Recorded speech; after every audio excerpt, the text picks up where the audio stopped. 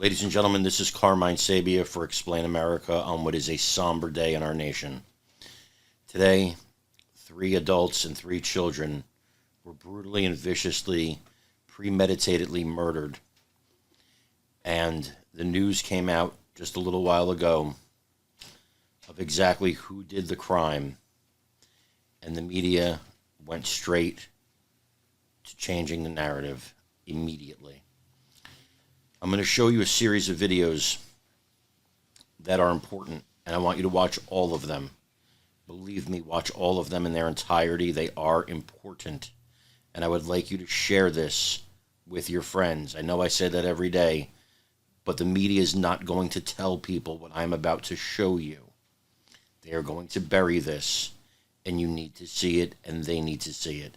They need to see the police chief identifying the shooter as a transgender woman, born a man, transitioned to a woman,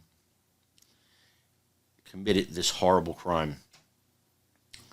The shooter was killed by police, and as soon as the police named the shooter as transgender, the media went into blaming not only the guns, but literally the people who are passing laws to stop children from having access to transgender care.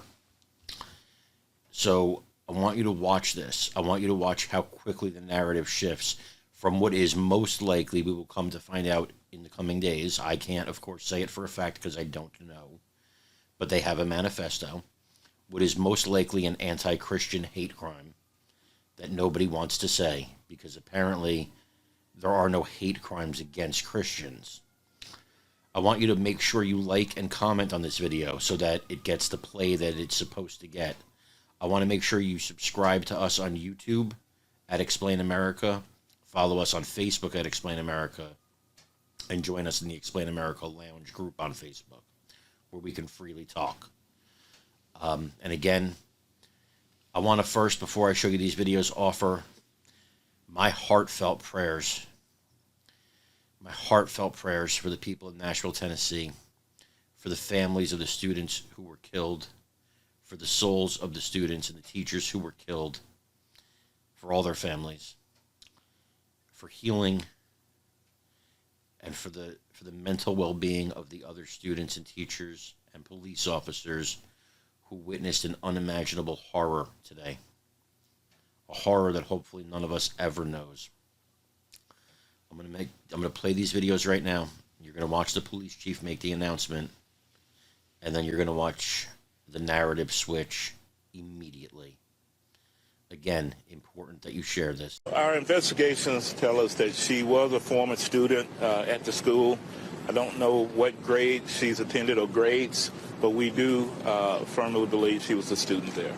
Did she identify as transgender? She does identify as transgender, yes. Is there any reason to believe the shooter first went to the church before going to the school?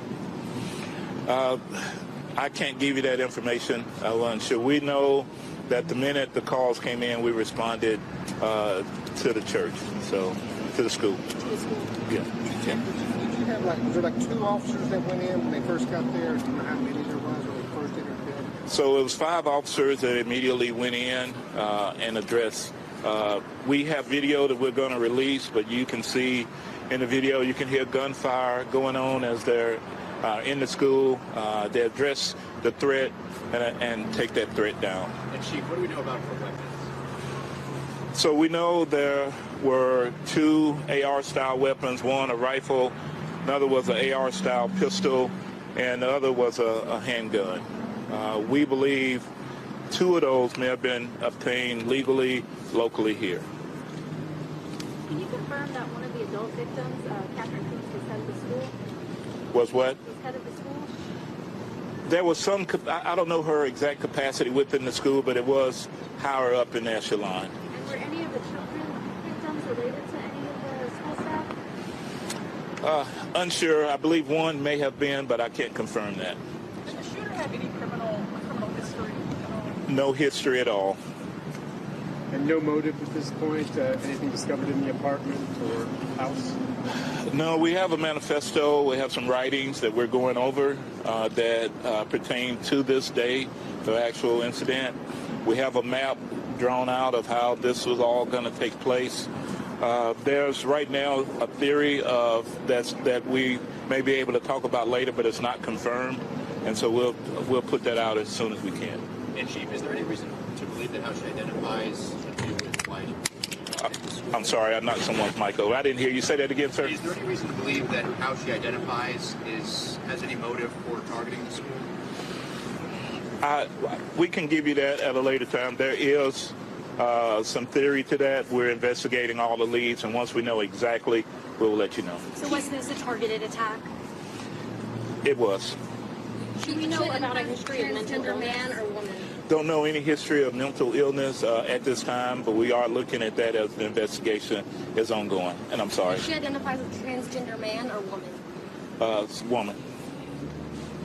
Was this the only school that was targeted?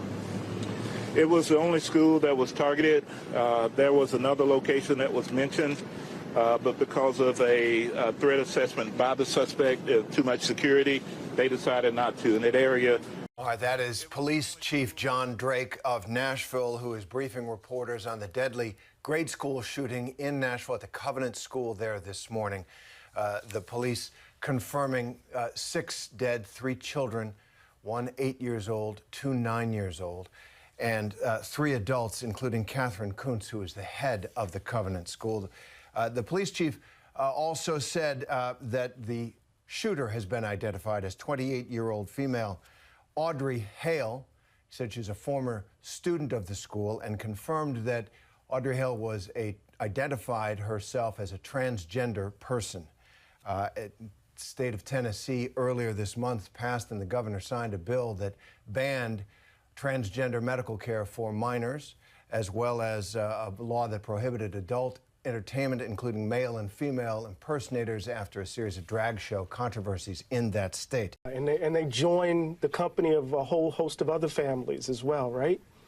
I was just thinking about the shooter, the killer, thinking about how clinging to hate, we cling to it because we don't want to deal with our pain, and it can make us monstrous. I'm also thinking about what John said, and I think our brokenness explains our policy failures.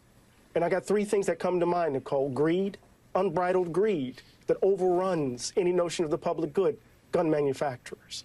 I'm thinking about selfishness. Don't take away my guns, even though these families are losing their babies, even though people are being shot with bump stocks and weapons of war, I still have the right to my gun. To be damned, you're dead. Selfishness, selfishness. The second. The third, indifference. Well, it's not my baby. I'm safe where I am. And so when you combine greed, selfishness, and indifference, democracy cannot survive. We're broken. And so we have to address the cultural background as we address the policy issue. We got to get the guns under control, but we also got to get the fact that we are not committed to a notion of the public good. And why is that the case? Why is that the case? I'm still trying to wrap my mind around it. No, me too. And it's the third one that scares me the most, indifference. I can talk to someone who disagrees with me passionately, but the blankness of indifference, I think, is what endangers all of us. All right. There you have it. They couldn't even wait. This will not be played up like if it was, you know, a white male Christian who shot up another ethnicity school or another religion school. It won't be treated that way. It won't be treated that way because these were Christian kids who were killed. And that's terrible shame because nobody should be targeted for their religion. Nobody should be targeted for their skin color. Nobody should be targeted for their sexuality or their gender or how they choose to identify or any of it. Nobody should be targeted for murder or for injury because they're different than you. Nobody. Nobody deserves that. This is America. This is a land where we all are supposed to live together. And for the most part, we do, peacefully. That's the truth. For the most part, we do. But it's these crimes by these individual evil people who make it hard for everybody else. So say a prayer tonight for peace, as I will, as we all should. God bless those children. God bless their families. God bless the city of Nashville. God bless each and every one of you. We love you guys. Take care, everybody.